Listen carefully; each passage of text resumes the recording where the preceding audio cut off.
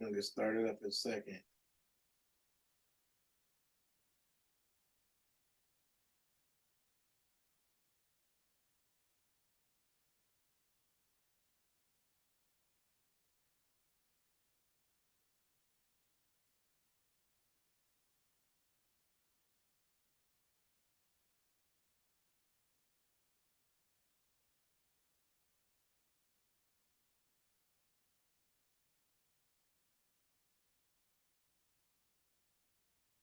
Yo, yo.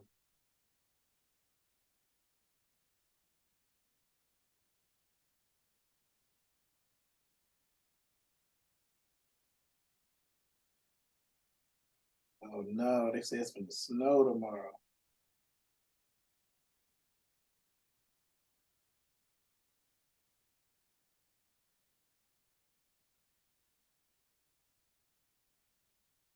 Okay, we're gonna get started here in just a second. Just wait for some people to file in. How's everybody doing tonight? I hope everybody is good. All right. We'll get started live with Johnny, bringing it to you the only way that I know how to bring it to you, live and direct. We are going to be talking about something I have been thinking about for a while now. And this topic has to do with drugs and the type of drugs that we on. You know what I'm saying? Nowadays, it's more than just weed. Well, weed in itself is strong. Weed is strong. Weed is real strong, but it's not people just smoking weed anymore. It's people doing a combination of things.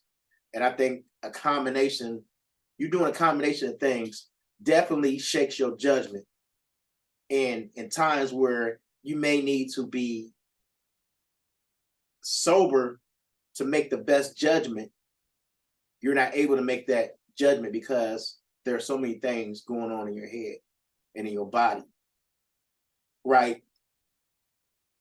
And it takes me back to like the crack epidemic. And I don't know, some of you younger people have never heard of the crack epidemic. You haven't seen videos, maybe like New Jack City and things like that. But to be a child I was born like after the crack epidemic happened. Like it was starting to wrap up and things like that. I mean, people still using crack, people still making money for selling crack. It just, a lot of the things that had happened, the worst part of it had kind of died down a little bit. But you could still see the remains. You could still see cities and stuff like that, like almost burnt to the ground. Detroit City got hit hard. I've never seen a city get hit that hard. In fact, Detroit City it was hit so hard, it still looks like a hellhole or a third world country in some places. So that was back in the 70s. So that tells you how bad that drugs really ran that city down. When you look at Eminem 8 Mile and all the shit he had to come up with, that was in Detroit, because it had just been ran down by crack. San Francisco was another one, just ran down by crack. Philadelphia, New York. The only reason that New York wasn't ran down like that because that was the capital, and they made sure that it was thriving and stuff like that. But still, I mean, that's a city that has been ran down by crack and drugs. A lot of y'all watching this. Well, I'm from Peoria, Illinois, and if y'all would kindly tell me where you from, so I can know who I'm talking to. You could just leave your comment.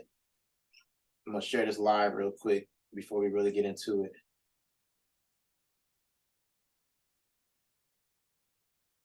There we go. So let me know where you're from, so I can know who I'm talking to. But crack and strong drugs like that really started taking America down a deep, dark path. And a lot of cities have not been able to recover from going down that path. And that's the sad part about it. Like, we are really dealing with some real life drama right now. And in my city, you can start seeing the effects of certain drugs. Now, like when it first came out, like X pills and got real popular, things like that, it wasn't a thing, you know. But the more and more stuff you put in your body, the more it starts showing effect. How many people like remember like Bobby and Whitney? Like we knew something was a little off with Bobby and Whitney, but it was cool. It was just like, oh, they're being crazy, whatever. But as they did it over the years together, you could start noticing it, and people were just like, yeah, they on drugs. Before it's like, well, we don't know if they on drugs or not. Maybe they're just acting strange. But the longer it expanded out, the longer it played out, you can definitely tell, yeah, they on something hard. It's not just coming to the wards drunk. It's not just coming to the wards. They really on something hard, you know. So we could definitely we was definitely able to see that with like entertainers like Bobby and Whitney, you know. But they had the money, you know. They had the money to blow and stuff on drugs. But here, like in my city, like when X first started coming out, it was like, you know, I always looked at X as like a party drug.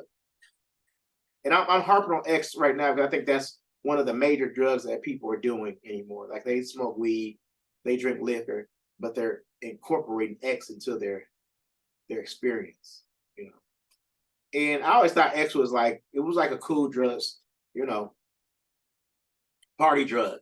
You know, you take X, you're gonna have sex, you know what I'm saying? And I ain't gonna lie, you know, I tried everybody, I guess, you know, I don't know. But I tried it, you know what I'm saying? But I use it to enhance sex, you know what I'm saying? To enhance my sex life and things like that, and make my parties more wilder and things like that. But I think the younger generation now, they're doing X just as a recreational drug.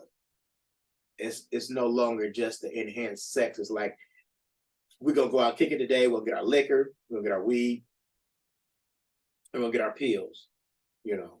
And that's part of your kicking it, things like that. That's how you turn up, that's how you enjoy yourself, is by getting fucked up on ecstasy. The problem is and like I said, with the crack generation, the crack was hard on our bodies. The problem is we don't know what's in these X pills anymore. Like you could take an X pill that's got meth in it. You can take an X pill that's got heroin in it. So, and people want the strongest shit. You know, the dealers or the people who make the X pills, they're only doing what they're doing because of demand. You know what I'm saying? Because after a while, I used to have a cousin who just always, she would take X pills. You know what I'm saying? And I had some good X pills when I sold it. And like after a while, some of my X pills wasn't doing nothing for it. You know what I'm saying? It was like, these are weak. So what do you automatically want? You want a stronger high. You want a stronger buzz. You want to feel as good as you can feel. Utopia. That's what you want. You want that dope ass feeling. You know, so we demand like some of the strongest drugs. Same way with weed. We want the weed. Now I see people smoking weed with white shit around it. Like 5-10 years ago, that would have been heard of because it was too close to looking like crack. Nowadays, you see it on Facebook, everybody wants the weed that look like it's crack. So I kind of think we're going back to that era. And you're going to see that. You're going to see death. You're going to see shootings. You're going to see robbing. You're going to see friends robbing friends. You know what I'm saying? You're going to see cousins robbing cousins. It's going back to that same thing. Now that a post before called, I was asking, why is everybody stealing nowadays? Because we are in that era to where you can't really sit nothing. You can't sit nothing to the side nowhere for a long period of time. Somebody's going to steal it. We're getting to that era again to where it's like reared its ugly head. It's peaking. It's not there yet, but it's peaking. You can see signs of it and things like that. Like I said, I'm from that era, so I've seen a little bit more than somebody who's younger than me. And in that crack era, you couldn't sit, same thing. You couldn't sit nothing nowhere because somebody would try to steal it. Somebody would try to steal it. You seen friends killing friends back then, and you're gonna start seeing that more now. You're gonna start seeing some of the strangest, craziest shit. And you're gonna be like, my God, how did that happen? It's the drugs. Husband killing wives, kids killing moms, kids, you're gonna see all of that shit because it's the crack epidemic coming back. It's coming back in a different form. It was never meant to be eradicated. The government didn't want that. The government didn't want the crack epidemic to stop. The crack epidemic was a perfect two-punch hit to get rid of the black community or kind of wipe the black and Latino community out. So they were supplying us with crack. They were supplying us with drugs and things like that. And that shit was working. The only thing about it, because just like black people in slavery, we got conscious. We got conscious situation and we start fighting back. No, don't do drugs. Just say no to drugs and shit like that. And rappers was making songs, self-destruction and all that shit. And we all listen. But nowadays, those same rappers, not the same rappers back then, but nowadays the same rappers who made a movement as far as don't take drugs are making songs that say take drugs. You see what I'm saying? We came out of an era to where we said, no, don't do that. Drugs ain't cool. Fuck them drugs. We had DARE programs and stuff like that. And now we're going back into an era towards the younger generation say, yeah, it's cool to take drugs now. You know, Lil Wayne was one of the pioneers of that. You know what I'm saying? Because everybody knew Lil Wayne was doing something with the cup always coming around. What's in the cup? What's in the cup? The cup of syrup. And then you're talking about pills, weed, X, you know, just anything. You know what I'm saying? So I think Rick Ross got in trouble before he said he gave a girl X and she didn't even know it. He took her home and enjoyed that and she didn't even know it. You know what I'm saying? And he got in trouble for that because that was in that era. That was 10, 15 years ago. But now today, a rapper can say that shit and promote it and don't get no backlash. So as I'm talking about the crack epidemic, I want y'all to kind of see what I'm talking about. And then we're going to come back. I'm going to show you a quick video as far as the crack epidemic and what type of stuff that went down as far as with the crack epidemic. And just kind of see, I want you to take a look at the similarities of today. I'm doing a lot of talking, but I want you to look at the similarities as far as what we're dealing with today. So check out this video and then I'll come back and we're going to talk about it, okay? Cool. Large numbers of poor people, and specifically blacks, going to jail and to prison, and they will not have a chance. In the early 1980s, the nation's slogan was clear. Just say no.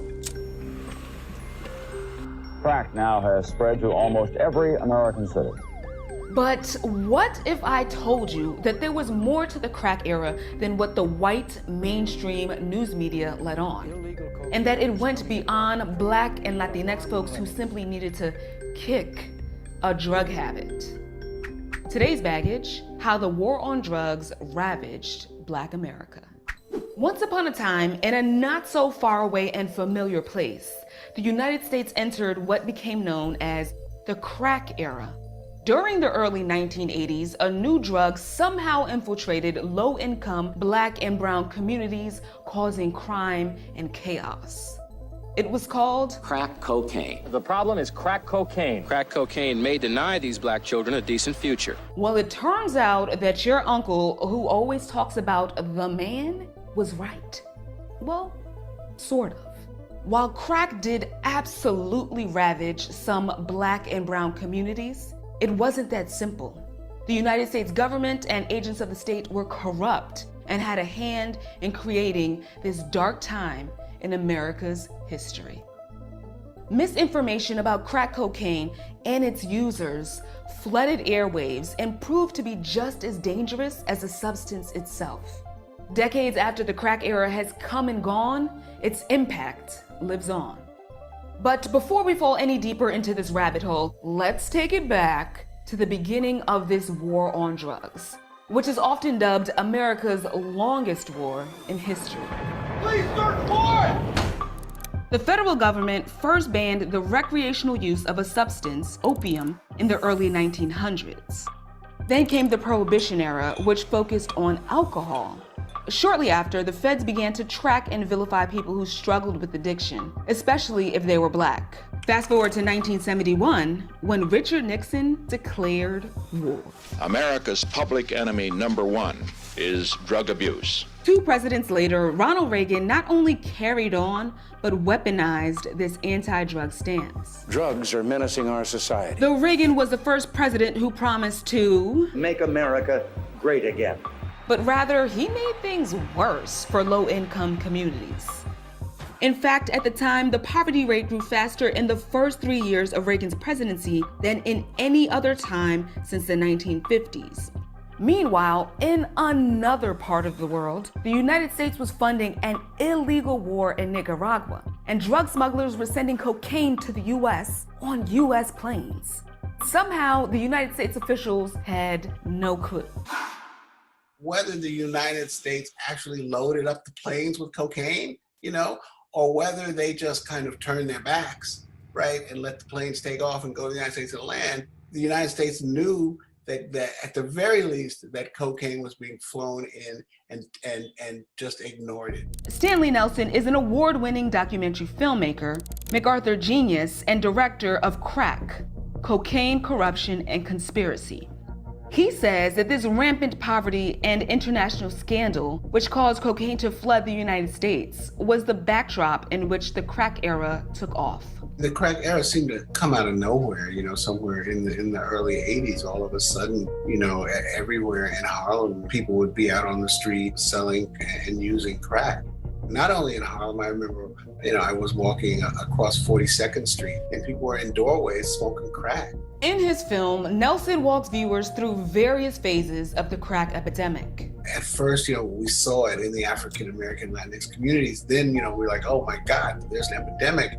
The politicians weren't talking about it. The media wasn't talking about it. The police were not stopping it. That's a big part of it.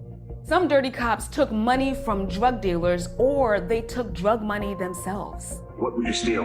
Money and drugs and guns, whatever was it. And somehow this fact was left out of the media. Wonder why? And then there was a shift. A local success story took a tragic turn this morning. Maryland basketball star Len Bias died after overdosing on cocaine 2 days after he was drafted to the Boston Celtics. It was like a political wet dream, because now all politicians, Democrats, Republicans, everybody was talking about the scourge of crack and the evil dealers who are dealing crack. It was crazily overblown. And from the era emerged some dangerous myths about Black people. Go! First of all, there was the crackhead, just had given up their lives to crack and, would do anything for crack. Then there was a crack mama. That was, basically Black women. This woman sold her baby for a crack. And an equally damaging falsehood, the crack baby. Despite all the warnings, a growing number of babies are being born already addicted to cocaine. They'll spend the rest of their lives suffering for the lifestyle of their mothers. What would you do about pregnant women who use drugs and pass those drugs on to their babies? The media played a huge part in making the public feel that crack was really the real threat and that treatment wasn't the answer, but jail. And the federal government's response to the war on drugs was clear. Lock them up and throw away the key. They could come up with a new drug tomorrow, and we're gonna go out there and do the same thing we're doing today. We ain't gonna stop. While chemically, powder cocaine, which was often used by white people, and crack cocaine, which was more accessible and believed to be used by Black people, are practically the same, if you're caught using or selling either drug, the law says otherwise. During the crack era, the sentencing disparity was crazy. The rule was 100-1. So 5 grams of crack would land you with a 5-year mandatory minimum, but it would take 500 grams of cocaine to get the same sentence. Now, here's the kicker. Black people made up 82% of the folks convicted for federal crack and cocaine offenses, but only 30% of crack users. 62% of people convicted for crack offenses were low-level sellers or lookouts. Today, the number of Americans incarcerated for drug offenses went from 40,900 in 1980 to 443,200 in 2018. With over 2 million people locked up, which is a 500% increase over the last 40 years, 1 in 5 incarcerated people is locked up for a drug offense. And being convicted of a felony can impact your voting rights, access to loans, and ability to get a job, among other factors. To say that the war on drugs filled our prisons and changed the trajectory of hundreds of thousands of people's lives would not be inaccurate. And Nelson reminds us that the war on drugs also changed the way that we look at policing. The war on drugs was part of the fuel for local police to become militarized. And that's what we saw, over and over again in Ferguson and with the George Floyd protests, cops with body armor, and looking like something out of Star Wars. So that becomes part of our lives now. And a lot of it, not all of it, but a lot of it started, with the crack epidemic. Decades after the crack epidemic is said and done, do you think that the forces that coalesced to create the period in time that we know as the crack era actually understood? So I kind of wanted you to watch that so I can show you, you can kind of see the similarities, and like what's kind of going on today and then where it can get, because like a lot of that shit was sad. Like there was a lot of people who you seen strung out baby mamas is, you saying? You seen that she was just strung out in a chair.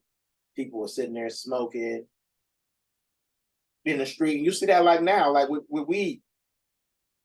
When people just smoking in the open, people smoking around their kids. There was a video going around on Facebook, like here locally, where somebody let their kid hit it. You know what I'm saying? This weed and shit is getting stronger. And then you, like I said, you add pills in there, you add liquor, people doing cocaine more. The more money you get, the more cocaine you're gonna do. One of the questions I ask myself, because I know our parents used to do a lot of drugs and stuff and drink a lot. Well, I think we surpassed them as far as what we do. I think we really surpassed our parents as far as how high and stuff we get.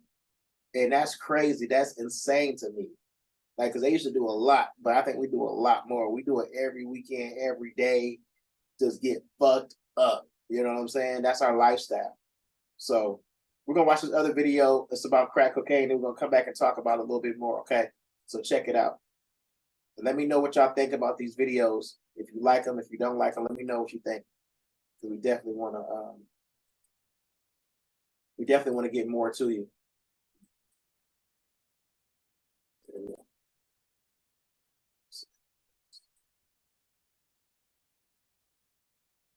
Leave your comments, leave your suggestions, leave your questions, all of that. So I know if I'm doing a good job.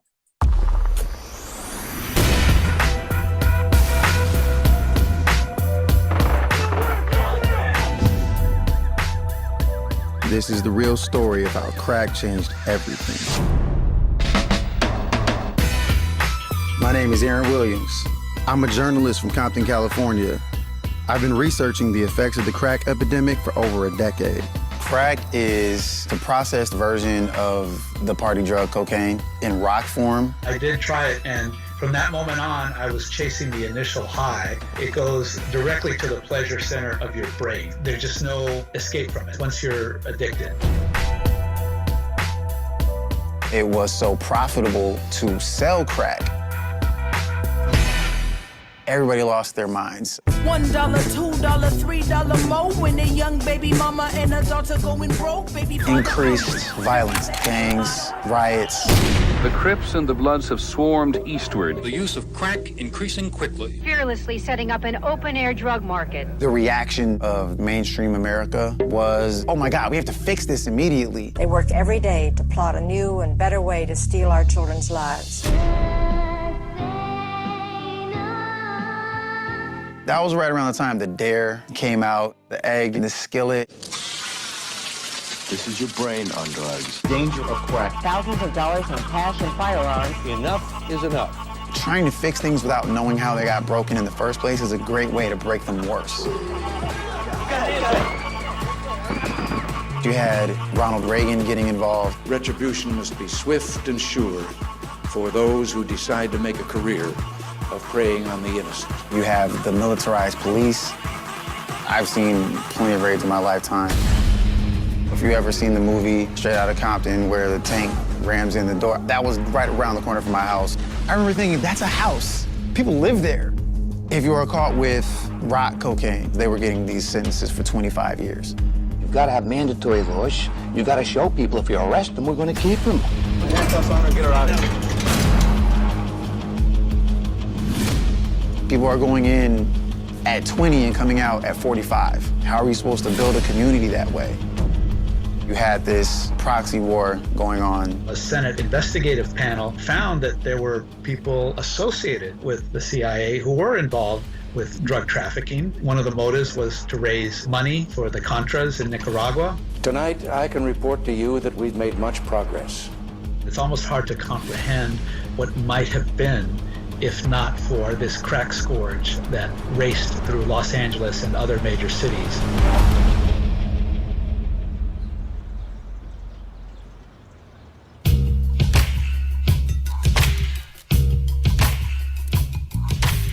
Today, the perception is of crack users as losers. We still need treatment programs, and I think that we still need to decriminalize.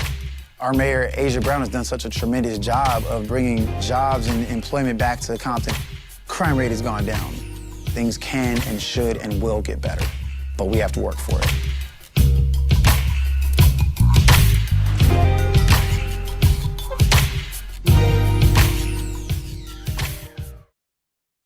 So that was the epidemic of crack. And yeah, it's crazy because I see a lot of similarities. It's not as bad right now, but it's getting to that point to where you're seeing people who've known each other for years killing each other. You know what I'm saying? And first of all, when you're on drugs, you don't know, you can't control your brain. You can't control your emotions and things like that. You just your brain is gone. You know what I'm saying? In some cases, and then some people like, you know, even taking X, you take one pill of X and, you know, you may be fine. But nowadays with this rap generation, people are throwing back 3-4 pills at one time. You know what I'm saying? So you don't know how you're going to react to, you know, getting that high or getting that fucked up. You got money, and pills are cheap. Pills are like $10. In some cases, $5. Some of the stronger pills are $20. That's nothing, especially to somebody who has money. That's nothing. That's no money. So you can do as many as you want to, get as fucked up as you want to, you know, and then just whatever happens, happens. We try to live like rock stars out here, especially the ones that's really getting money. We try to live like rock stars out here. And that is not a good thing all the time. You know what I'm saying? You got to be able to focus and maintain. You have to be able to, because without the luxury of focusing and maintaining, you might do some crazy shit that you would never do in your life. You know what I'm saying? To you or to somebody else. That's the dangers in doing drugs like this. And now you're not only doing coke, you're not only doing pills, but you're doing liquor, you're doing weed. So it doubles and triples the effects you're gonna get. I got this last video that's gonna talk about X pills and sort of like what's kind of in X pills, because we don't really understand what we're putting in our bodies.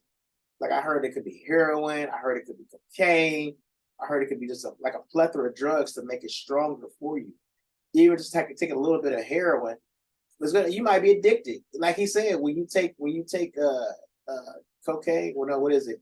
When you take crack, when you get that high and that dopamine, when you get that, you're gonna always chase it. You're gonna always chase it. You're always trying to throw back pills, stuff like that. So we are really in danger. We don't even know it. They put it in colors and make it look like it's fun, but you're doing the same thing. You see how crack looks like it's little ugly pieces of rock now, but if I put it in a colorful form and say it's a party drug, then you're more apt to take it. So they're reintroducing this stuff back to us in a subtle manner. And if it is the government, it could be the government that's allowing that stuff, if not pushing it, allowing that stuff to be reintroduced back to our community because they want to see that shit again. Okay, so we're going to take a look at this video, and then y'all let me know what y'all think. You know, what are we putting into our body? You know, ecstasy can refer to a lot of things, really. You know, it can refer to the actual chemical composition of MDMA, And it can also refer to just the pill itself. Now with the pill itself, you could have multiple kind of drugs within that one pill. You know, the first pill I used was something called X-Files, you know, and they give these names and these brands, these stamps, these colors, shapes, and ways to market it. And people think that's cool and it's glamorous. And I know I got involved with ecstasy because of peer pressure. I saw my friends on it and they were like, you gotta try this, you know? Like, they thought it was the most amazing feeling in the world. And it is a great feeling, you know, ecstasy means good feeling, it's a great euphoria, all that stuff. But I think we gotta look at, we're damaging our bodies, you know? You know, like I said, the X-Files pill I took had heroin in it. I later found out, you know, it had these little brown specks. Look at what he's saying. He's saying the ecstasy pill that he took, and I'll guarantee that he ain't taking these little cheap ecstasy pills. He's taking an expensive one. He said the ecstasy pill he had heroin in it. So he's taking heroin. Y'all have to understand that. This dude is on heroin from taking the X pill. So I'm gonna rewind a little bit and go watch it. We're damaging our bodies, you know. You know, like I said, the X-Files pill I took had heroin in it. I later found out, you know, it had these little brown specks on it. You know, it had heroin in it. So at the age of 14, when I was taking ecstasy, I was also taking heroin and methamphetamine. Yeah. I later found out as well. And that's, hold on, there's stop so it. many more. Let me stop it. Like I said, a lot of y'all are taking meth. A lot of y'all are doing meth. Your teenage years, you're on meth. How can you expect to have a successful adult life if you're on meth? Meth fucks older people up. And y'all 20, 25, 30, and you on meth already.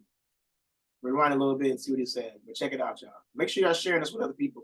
But somebody gonna learn, y'all. Somebody gonna learn. You're gonna help somebody out by sharing it. Don't just overlook this. Don't just tap in and tap back out. Listen to what he's saying. It had these little brown specks on it. You know, it had heroin in it. So at the age of 14, when I was taking ecstasy, I was also taking heroin and methamphetamine. I later found out as well. And there's so many more chemicals they put in that. So we think like, oh, it's all good and fun. You know, we're taking a pill, but, you know, we're damaging our bodies, you know. And I know for me, I gained a lot of depression as a result of my ecstasy addiction. And I felt horrible. And at one point, I wanted to kill myself. You know, it got that severe.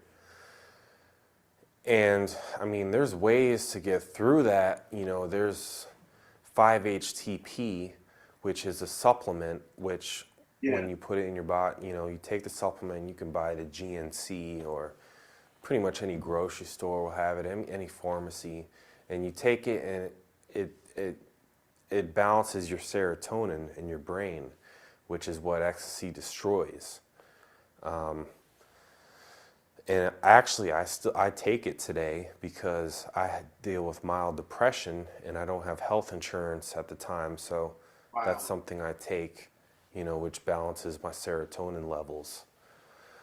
But that only goes so far into like repairing your brain from ecstasy, you know. I know for me, when I used ecstasy, I just didn't really care, you know. And I just wanted to feel good, you know. I wanted that tingling sensation that it's like, you know, if somebody were to rub their finger down your spine, you'd get that good feeling. Well, guess what? That good feeling you can get naturally, you know. You can have that sense of euphoria, you know, by, you know, a good diet, by exercise, you know. And I think the other thing we got to look at is, you know, what do we get at ecstasy? We got a good social life, you know. For me, at least, I didn't sit in a room by myself and use ecstasy. You know, I went out to raves, I went out to clubs, I went to a social environment, you know, with other people that were doing the same thing. Right. So I think that's a huge thing is to, you know, when we stop using ecstasy, try to find a social environment to get into. You know, try to connect with people, you know, on a social level in some sense. You know, there's different clubs. It just all comes down to what you like to do, you know. So that's my other suggestion, you know. Find ways to have fun, you know. Be social with people. Get out there, enjoy life, you know. I didn't get clean just to be miserable, you know. There's Okay, we'll end it like that. And he, you know what I'm saying, but he do look clean. His eyes look clear. You know what I'm saying? So you definitely tell that he's on the right path. But a lot of us don't get off of that. A lot of us just because ain't nobody around us telling us, yo, you need to get off X. You know, somebody here that we on X, you know, we might get a pat on the back, like, yeah, you was on X, y'all. You was fucked up last night. Still saying, yo, man, you know what I'm saying? Why you doing that? Like, why you fucking your life up? This was back when I first restarted. She was like, damn, you always in the club looking like you fucked up. This come from a bartender. I'm thinking to myself, hey, we supposed to go to the club and be fucked up, right? You know what I'm saying? But like people actually care and shit, and they was gonna say something to you. Nowadays, they not gonna say shit to you, but keep on partying like a rock star. Like, yeah, you did your thing. So it's all changed. But y'all, it's not gonna get better, y'all. It's not gonna get better. I honestly think that we headed into like the crack epidemic, a version of it. If not the full version of it, a version of it. We ain't all doing crack, but we doing pills, we doing weed, we doing the strongest weed, we doing the strongest liquor. You don't always have to get the strongest liquor to have a good night. Don't stop trying to do that. Stop trying to get drunk, fucked up to have a good night, because it might be the worst time of your life. I find yourself in jail behind bars because you had a night time of your life. So just keep thinking about that, y'all. And tap in, make sure y'all sharing it, make sure you subscribe, make sure you liking it, especially if you like what you see, because it's gonna help somebody, y'all. I guarantee it's gonna help somebody. So be the one, be the guiding light to try to help someone. All right, cool, we out. Peace.